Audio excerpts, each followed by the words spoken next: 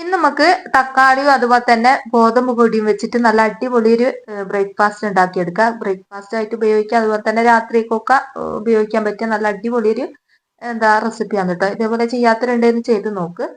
അപ്പൊ അതിന് വേണ്ടിയിട്ട് ഞാൻ ഒരു തക്കാളി എടുത്തിട്ടുണ്ട്. ഇതേപോലെ ഒന്ന് ഞാൻ കട്ടാക്കി കൊടുക്കുന്നുണ്ട് കേട്ടോ. അപ്പൊ അത് അത്യാവശ്യം വലുപ്പമുള്ള തക്കാളിയാണ്.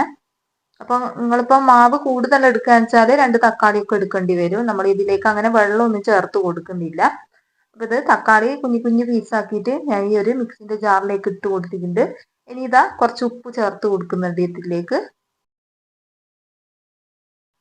എന്നിട്ട് ഇത് നല്ലോണം പേസ്റ്റ് പോലെ അരച്ചെടുക്കുക കേട്ടോ. ഒട്ടും തരി ഉണ്ടാവാൻ പാടില്ല, നല്ലോണം അടിച്ചെടുക്കുക. എന്നിട്ട് നമുക്ക് ഈ ഒരു പാത്രത്തിലേക്ക് ഒഴിച്ചു കൊടുക്കാം. പിന്നെ നമ്മുടെ വീഡിയോ കാണുന്നവര് മറന്നു പോവാണ്ട് ലൈക്ക് തരണം കേട്ടോ.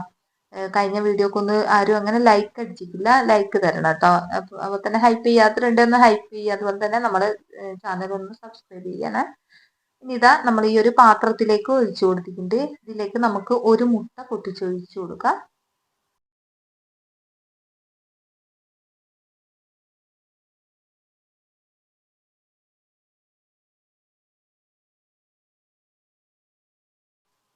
ഇനി നമുക്ക് വേണ്ടിയത് ഗോതമ്പ് പൊടിയാണ് കേട്ടോ.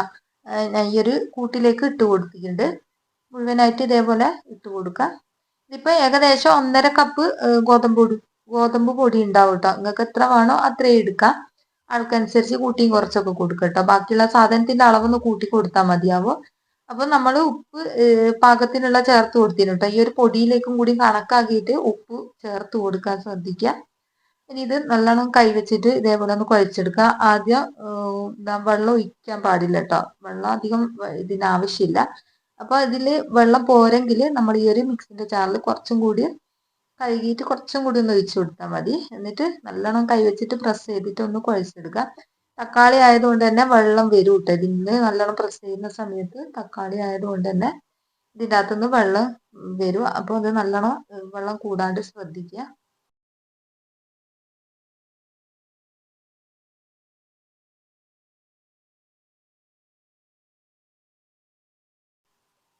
കുറച്ചധികം നേരം തന്നെ ഇത് കുഴച്ചെടുക്കാം കേട്ടോ. നല്ല സോഫ്റ്റ് ആക്കി എടുക്കണം കേട്ടോ മാവ് നമ്മൾ കുഴച്ചിട്ട്.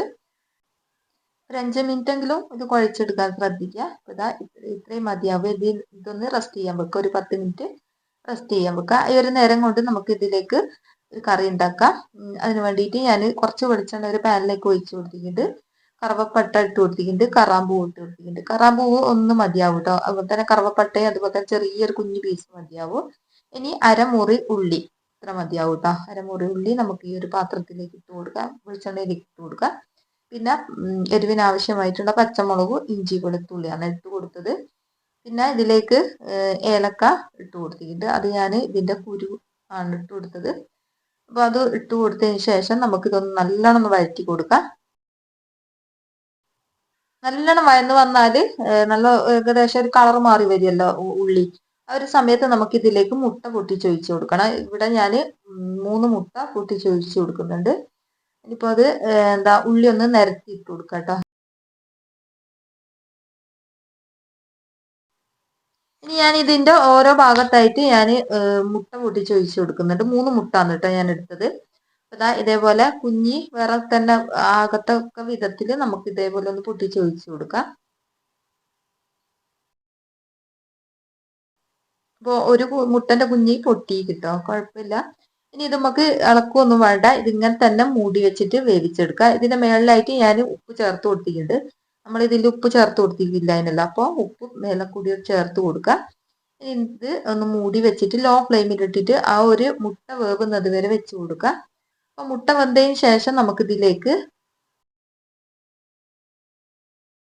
ഉരുളൻകിഴങ്ങാണ് കേട്ടോ ഞാൻ ചേർത്ത് കൊടുക്കുന്നത്. ഒരു ഉരുളൻകിഴങ്ങ് ഞാൻ ഇതേപോലെ ഒന്ന് വേവിച്ചെടുത്തതാണ്. ചെറിയ പീസാക്കിയിട്ട് ഒന്ന് വേവിച്ചെടുത്തതാണ്. ഇനി ഇതിൻ്റെ വെള്ളം ഒഴിവാക്കിയിട്ട് ഇത് നല്ലോണം ഉടച്ചെടുത്തിട്ട് നമുക്കിതിലേക്ക് ഒഴിച്ചു കൊടുക്കാം.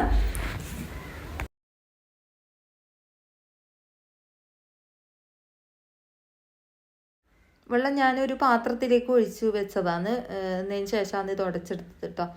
ഇനി നമുക്കിത് ഈ ഒരു മുട്ട ഇതേപോലെ 3 പീസാക്കി എടുക്കാം. ഇതേപോലെ 3 ഭാഗത്തേക്കാക്കി എടുക്കും. മുട്ട വെന്തിക്കുന്നുണ്ട്. എന്നിട്ടൊന്ന് തിരിച്ചിട്ട് കൊടുക്കുക കേട്ടോ.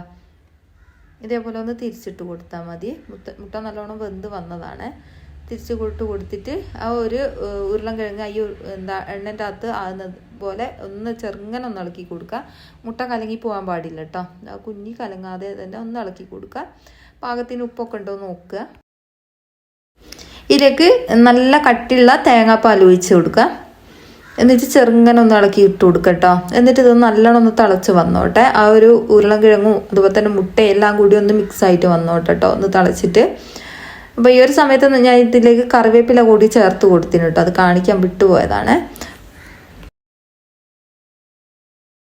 ഒരു 1/4 ടീസ്പൂണ് ഗരം മസാലപ്പൊടിയാണ് ചേർത്ത് കൊടുത്തത്. ബിരിയാണി മസാലപ്പൊടിയില്ലേ, അതാണ് ചേർത്ത് കൊടുത്തത്. എന്നിട്ട് അതൊന്ന് തിളച്ച് വരുന്ന സമയത്ത് നമുക്ക് മല്ലിച്ചപ്പ് ചേർത്ത് കൊടുക്കാം. പിന്നെ ഇതിലേക്ക് ഒരു നുള്ള് കസൂരി മേത്തിയും കൂടി ഞാൻ ഇതിലേക്ക് ചേർത്ത് കൊടുത്തിരുന്നു കേട്ടോ. മല്ലിച്ചപ്പ് എന്തായാലും ചേർത്ത് കൊടുക്കുക. കസൂരി മേത്തി നിങ്ങളെ കയ്യിലുണ്ടെങ്കിൽ ചേർത്ത് കൊടുക്കുക, ഇല്ലെങ്കിൽ കുഴപ്പമൊന്നുമില്ല. എന്നിട്ട് ഇതേപോലെ ഒന്ന് നല്ലോണം ഒന്ന് ഇളക്കിയിട്ട് കൊടുക്കുക. അപ്പോൾ അതാ അത്യാവശ്യം എല്ലാ സാധനവും വെന്ത് വന്നിട്ടുണ്ട് കേട്ടോ.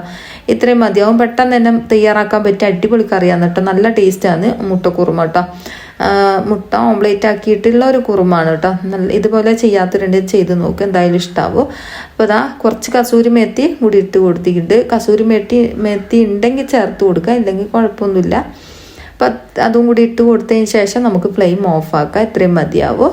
അപ്പം നമ്മളെ കറി ഇവിടെ റെഡി ആയിട്ടുണ്ട് കേട്ടോ. അപ്പോൾ ഇത് വെക്കും തോറും ഒന്ന് കുറുകിയിട്ട് വരും കേട്ടോ. വെള്ളം പോലെ ആയതൊന്നും നോക്കണ്ട. ഉരുളൻകിഴങ്ങ് ചേർത്തത് കൊണ്ട് തന്നെ ഇതൊന്നും കൂടി ഇരിക്കുന്നൊക്കത്തോളം കുറുകും കേട്ടോ. നമ്മൾ 10 മിനിറ്റ് റെസ്റ്റ് ചെയ്യാൻ വെച്ച മാവ് നല്ല സോഫ്റ്റ് ആയിട്ട് തന്നെ വന്നിട്ടുണ്ട്. ഇനി നമുക്ക് കൈനടിയിൽ കുറച്ച് ഓയിൽ തേച്ച് കൊടുക്കുക. എന്നിട്ട് ഉരുളകളാക്കി എടുക്കുക.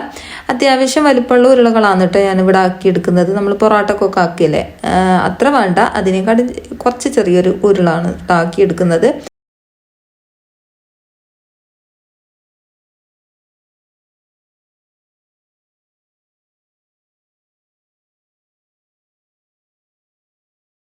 ഇനി ഇതിൻ്റെ മുകളിലായിട്ട് നമുക്ക് ഓയിൽ തടവി കൊടുക്കാം. ഓരോന്നിൻ്റെ മുകളിലായിട്ട് ഞാൻ ഇതേപോലെ ഒന്ന് ഓയിൽ തടവി കൊടുക്കുന്നുണ്ട്. പെട്ടെന്ന് തന്നെ നമുക്ക് പരത്തിയെടുക്കാൻ പറ്റും കേട്ടോ. ഇതേപോലെ ചെയ്യുന്ന സമയത്ത് ഇത് നല്ല സോഫ്റ്റാണ് കേട്ടോ നമ്മളെ ഈ ഒരു മാവ്. ഏകദേശം 5 ഉരുളകൾ നമുക്കിവിടെ കിട്ടിയിട്ടുണ്ട് കേട്ടോ. അത്രയും മതിയാവും. ഇനി ഇത് നമുക്കൊന്ന് പരത്തിയെടുക്കണം. ഇതേപോലെ കുറച്ച് പൊടി ഇട്ടതിന് ശേഷം നമുക്കിതൊന്ന് പരത്തിയെടുക്കാം. പൊടി ഇട്ടുന്ന സമയത്ത് പെട്ടെന്ന് തന്നെ നമുക്ക് പരന്ന് കിട്ടും കേട്ടോ. അതിന് വേണ്ടിയിട്ടാണ് ഞാൻ പൊടി ഇട്ട് കൊടുക്കുന്നത്. നിങ്ങൾക്ക് വേണമെങ്കിൽ ഓയിൽ ഇട്ടിട്ട് പരത്തിയെടുക്കുക. അപ്പോൾ ഇതാണ് ഒന്നും കൂടി എളുപ്പമുള്ളത് കേട്ടോ.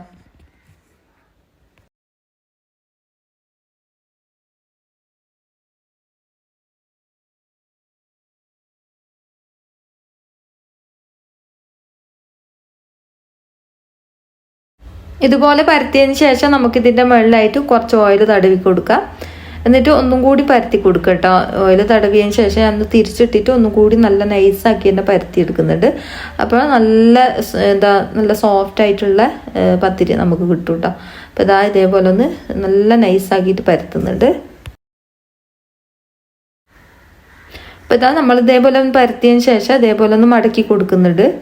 എന്നിട്ട് അതിൻ്റെ മുകളിലായിട്ട് നമുക്ക് ഓയിൽ തടവി കൊടുക്കുക. എന്നിട്ട് ഒന്നും കൂടി മടക്കി ഇട്ട് കൊടുക്കുക. എന്നിട്ട് ഒന്നും കൂടി ഓയിൽ തടവി കൊടുക്കുക. അപ്പോൾ എളുപ്പമാണ് കേട്ടോ ഇതേപോലെ ചെയ്തെടുക്കാൻ വേണ്ടിയിട്ട്. നല്ല ലെയറായിട്ട് തന്നെ കിട്ടും ഇതേപോലെ ചെയ്യാന്ന് വെച്ചാൽ. ഇതേപോലെ മടക്കി എടുത്തിട്ടുണ്ട് കേട്ടോ. നല്ല അടിപൊളിയായിട്ട് തന്നെ നമുക്ക് കിട്ടിയിട്ടുണ്ട്. അപ്പോൾ മുഴുവനായിട്ട് ഇതേപോലെ ഒന്ന് പരത്തിയെടുക്കട്ടെ.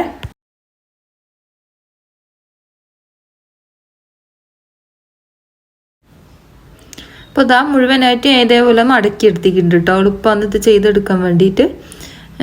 ഇനിയിപ്പോൾ മുഴുവനായിട്ട് ഇതേപോലെ ഒന്ന് ഞാൻ മടക്കി എടുക്കട്ടെ. ഇടയിൽ നമ്മൾ എണ്ണാക്കി കൊടുക്കുക. എന്നിട്ട് ഇതേപോലെ മടക്കിയാൽ മതിയാവും കേട്ടോ. ഇനി ഇത് നമുക്ക് പരത്തിയെടുക്കാം. ചുടാൻ വേണ്ടിയിട്ട് ഇതേപോലെ ചതുരത്തിൽ തന്നെ നമുക്കിത് പരത്തിയെടുക്കാം കേട്ടോ.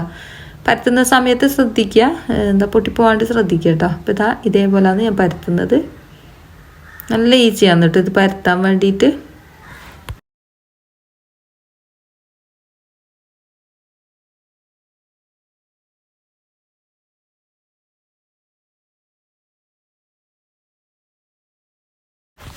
ഇനി ഒരു കല്ലിലേക്ക് ഇട്ട് കൊടുത്തിട്ട് ഒന്ന് ചുട്ടെടുക്കുക. അപ്പോൾ ഇതാ ഒരു ഭാഗമായി കഴിഞ്ഞാൽ നമുക്കിതൊന്ന് തിരിച്ചിട്ട് കൊടുക്കാം കേട്ടോ. മേളിൽ കുറച്ച് ഓയിലാക്കി കൊടുക്കുന്നുണ്ട്. ഓയിലിൻ്റെ ആവശ്യമില്ല. ഓയിൽ അധികം ആയിക്കഴിഞ്ഞാൽ പൊള്ളിച്ച് വരികയല്ല കേട്ടോ. അപ്പോൾ ഇത് ഓയിൽ അധികം ആക്കാണ്ട് നിൽക്കുക. അപ്പോൾ കുറച്ച് ഓയിൽ മാത്രം ഒന്ന് ടേസ്റ്റിന് വേണ്ടിയിട്ടൊന്ന് മേലെ മാത്രം ആക്കി കൊടുത്തതാണേ. ഇത് തിരിച്ചിട്ട് കൊടുക്കുക. ഇതേപോലെ തിരിച്ചിട്ട് മറിച്ചിട്ട് വേവിച്ചെടുക്കാം. പെട്ടെന്ന് തന്നെ വെന്ത് കിട്ടും കേട്ടോ അത്. അപ്പോൾ ഇതാ പൊങ്ങി വരുന്നുണ്ട് കേട്ടോ. 2 ഭാഗവും ഒരേപോലെ വേവിച്ചെടുത്ത് പൊങ്ങി വരുന്നുണ്ട് കേട്ടോ. അടിപൊളിയാണ് കേട്ടോ ഈ ഒരു മടക്കി ചപ്പാത്തി. ഇതിന് കറിൻ്റെ ആവശ്യമൊന്നുമില്ല. കറിയില്ലാതെ തന്നെ ഇങ്ങനെ കഴിക്കാൻ നല്ല അടിപൊളി ടേസ്റ്റാണ് കേട്ടോ, നമ്മൾ തക്കാളിയൊക്കെ ചേർത്തത് കൊണ്ട് തന്നെ. അപ്പോൾ ഇതുപോലെ ചെയ്യാത്തവരുണ്ട്, ചെയ്ത് നോക്കുക, എന്തായാലും നിങ്ങൾക്ക് ഇഷ്ടമാവും. നമ്മളെ മടക്കി പത്തിരി ഇവിടെ റെഡി ആയിട്ടുണ്ട്. ഇനി ഇത്രയും മതിയാവട്ടെ. ഇനി ഇത് നമുക്ക് എടുത്ത് മാറ്റാം. ഇനിയിപ്പോൾ അടുത്തതും കൂടി ഇട്ടിട്ട് ഞാൻ ചുട്ടെടുക്കട്ടെ. അപ്പോൾ ഇതാ അടിപൊളിയായിട്ടുള്ള മടക്കി ചപ്പാത്തി, തക്കാളി വെച്ചിട്ടുള്ള മടക്കി ചപ്പാത്തി ഇവിടെ ആയിട്ടുണ്ട്. എല്ലാവരും ഇതേപോലെ ഒന്ന് ചെയ്ത് നോക്കി. ഇതിൻ്റെ കളറ് കണ്ടാൽ തന്നെ കുട്ടികളൊക്കെ കഴിക്കും കേട്ടോ. വാങ്ങിച്ച് കഴിക്കും, ചോദിച്ച് തന്നെ കഴിക്കും കേട്ടോ. നല്ല കളറാണ്. കുട്ടികൾക്ക് ഒരു കളറിനോടൊക്കെ ഭയങ്കര ഇഷ്ടമാണല്ലോ. അപ്പോൾ ഇതാ നല്ല സോഫ്റ്റ് ആണ്, നല്ല ലെയറോട് കൂടി തന്നെ നമുക്ക് കിട്ടിയിട്ടുണ്ട്. അപ്പോൾ ഇത് ഇത്രയേ ഉള്ളൂ ഇന്നത്തെ വീഡിയോ ഇഷ്ടമായിട്ടുണ്ടെങ്കിൽ ആദ്യം പറഞ്ഞതുപോലെ തന്നെ ലൈക്ക് ചെയ്യാൻ മറന്നു പോകരുത്. അപ്പോൾ അടുത്ത പുതിയ വീഡിയോയിൽ കാണാം.